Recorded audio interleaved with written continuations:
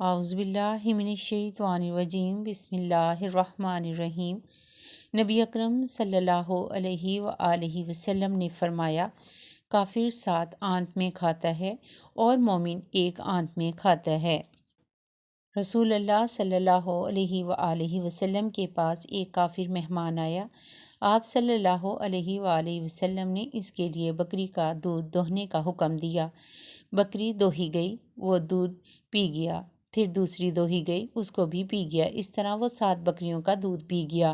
پھر کل صبح ہو کر وہ اسلام لے آیا۔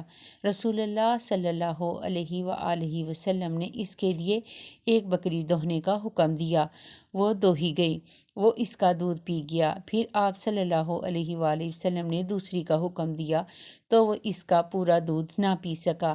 اس پر رسول اللہ صلی اللہ علیہ وآلہ وسلم نے فرمایا، مومن 1 آنت میں پیتا ہے اور کافر 7 آنتوں میں پیتا ہے۔